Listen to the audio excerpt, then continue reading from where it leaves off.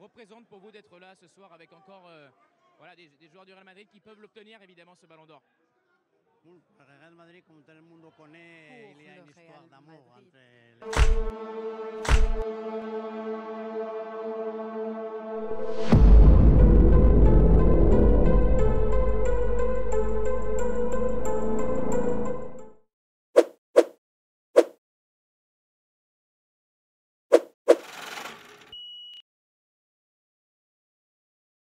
ولاد عمي، يعني معقول خلص نص الفيديو وبعدكم ما بركتولي اني صرت مدرب ريال مدريد؟ لا يا جماعة، بدكم تزعلوني منكم؟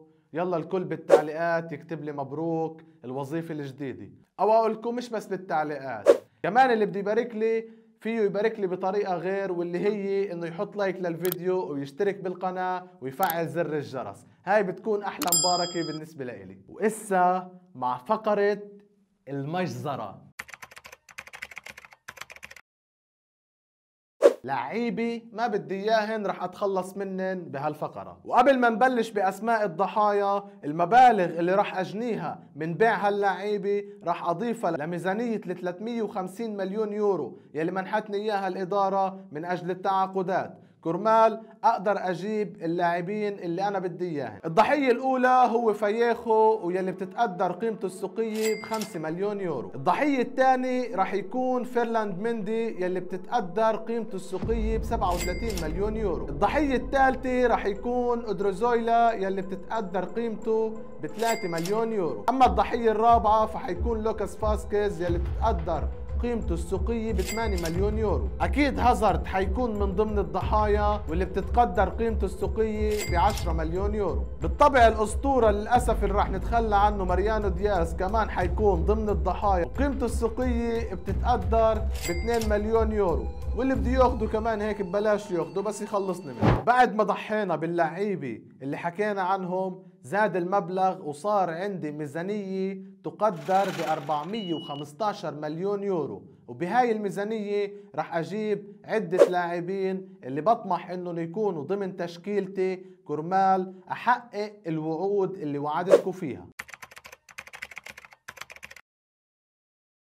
اللاعب الأول اللي راح أجيبه هو كيليان امبابي، واللي قيمته السوقية تقدر ب 138 مليون يورو. أما اللاعب الثاني اللي راح أجيبه فهو البومبر النرويجي إيرلينغ هالاند يلي تقدر قيمته السوقية 133 مليون يورو. بالإضافة لهالاند ومبابي راح أجيب أبناء النادي اللي غادرونا قبل سنين، واللي هن أشرف حكيمي يلي تقدر قيمته السوقية ب 64 مليون يورو. اللاعب الثاني أكيد ثيو هرنانديز راح أرجعه للنادي الملكي وقيمته السوقية بتتقدر ب 56 مليون يورو. بعد ما أتمينا التعاقد مع اللعيبة الأربعة اللي حكينا عنهن بمبلغ 391 مليون يورو، بقي معنا 24 مليون يورو فائض بهالميزانية. بالطبع في عنا بعض اللاعبين يلي بتخلص عقودن ب 30/6/2023، فرح نحكي هل في إمكانية إنه نجدد عقودن أو لا، وإذا بدنا نجدد أكم سنة رح نجدد.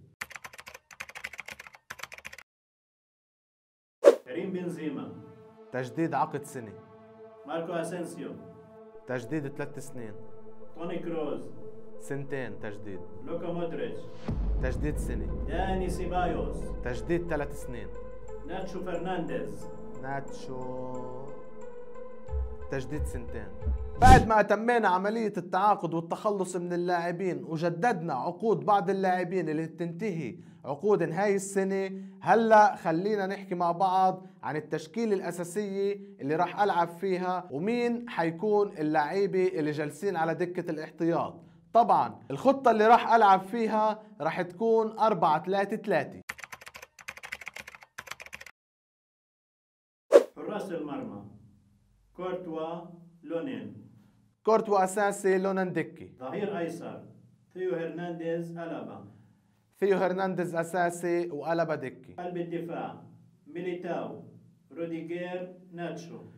ميليتاو وروديجير أساسيين وناتشو دكي. ظهير أيمن حكيمي كارفاخال. حكيمي أكيد أساسي وكرفخال دكي. وقبل ما نكمل بس في تنويه إنه ممكن إحنا نلعب بالموقع أو المركز تبع اللاعب، يعني ممكن ألابا نلعبه قلب دفاع، وممكن ناتشو نلعبه ظهير أيسر، وممكن نجيب كامافينجا نلعبه وسط كامافينجا تشواميني فالفيردي سيبايوس مودريتش كروز.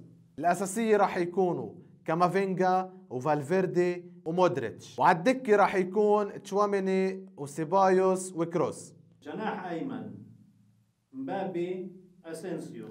أكيد مبابي الأساسي وأسينسيو على الدكة. جناح أيسر فينيسيوس رودريغو. بالطبع فينيسيوس أساسي ورودريغو دكة مع بعض المداورة. هالاند بنزيما ألفارو رودريغيز. أكيد هالاند اللي راح يكون الأساسي، وبنزيما بديل هالاند، وألفارو المهاجم الثالث.